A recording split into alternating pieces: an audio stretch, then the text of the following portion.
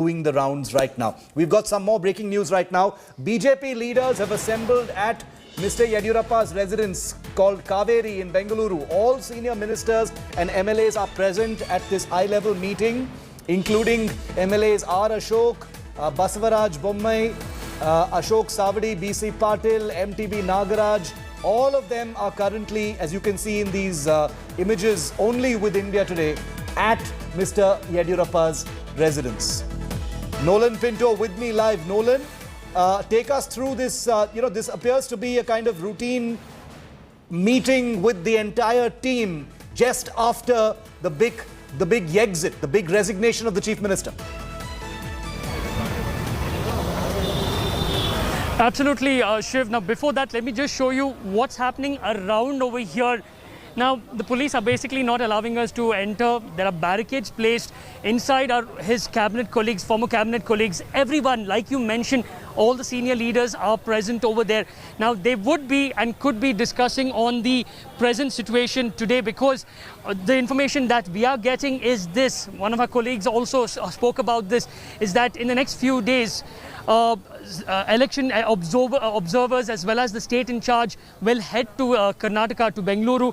There will be a legislative party meeting where they will finally decide that this is the MLA who will be the next face, the next Chief Minister of Karnataka. But for that, those could be the discussions that are going on there. Also, there will be a lot of projects that have actually been, that are going on. They would be discussing those issues as well. So very, like I mentioned in the morning, Shiv, there was this atmosphere of tension in the banquet hall. This is the same thing over here. You don't see anyone smiling as such. You see everyone very tight, very in a somber mood. And this is what we saw when we tried to also speak to K.S. Ishwarappa. He just brushed us aside and just walked. No one wanted to say anything as such as of now. They're just waiting to see what really happens next. And the citizens of Karnataka also want this to finish, get done fast, because administration, of course, has taken a back seat because politics is right in front now.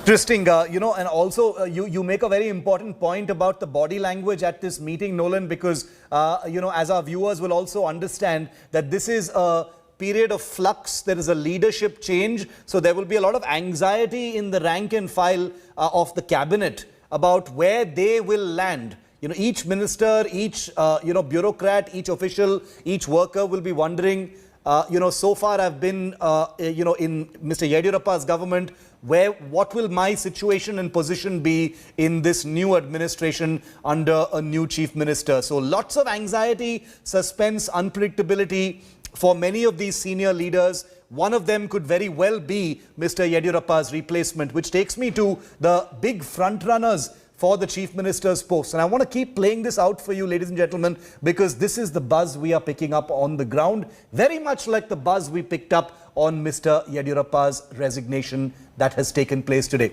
Basavaraj Bommai, one of the big front runners, he's the current Home Minister of Karnataka, close confidant of B.S. Yediyurappa and son of a former Chief Minister S.R. Bommai. He belongs to the dominant Lingayat community. So remember that face. He's the high-profile Home Minister and ticks a lot of boxes as far as becoming the next Chief Minister is concerned. Another front-runner we are hearing is Vishweshwara Hegde Kageri, Speaker of the Karnataka Legislative Assembly. He's a 6-time BJP MLA from Sirsi, among the most loyal BJP members, known for his clean image, belongs to the Brahmin community.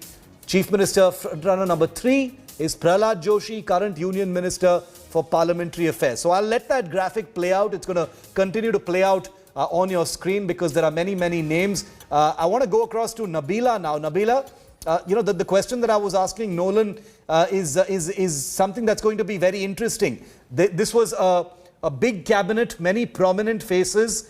And obviously there is going to be a certain amount of expectation, certain amount of anxiety among many of these persons who are now in a huddle at Mr. Yediyurappa's residence about where they're going to land, what's going to change for them under a new Chief Minister. Right, I remember Shiv, Karnataka, BJP came to power after toppling the coalition government of the Congress and the JDS.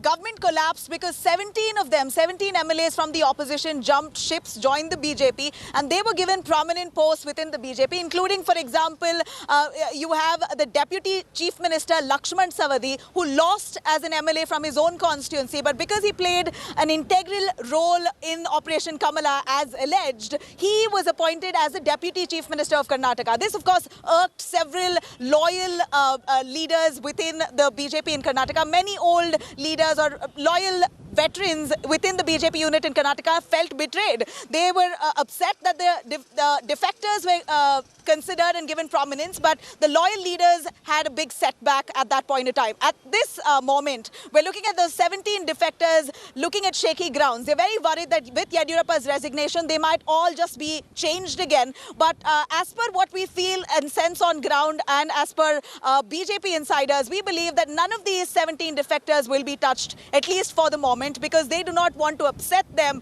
and further result in denting the chances for the BJP in 23. Remember, the opposition party, the Congress, have very clearly said, Siddaramaiah on one hand has said the defectors are not going to be allowed back into the party. DK Shivkumar quickly turned around and said, most definitely anybody wanting to come back to the Congress party are welcome, and we will welcome them with open arms. So the defectors have a choice, and it remains to be seen how the BJP is really going to handle that. Another important development here is another 3 weeks from now, the BJP president will be replaced. In fact, the three-year term will complete.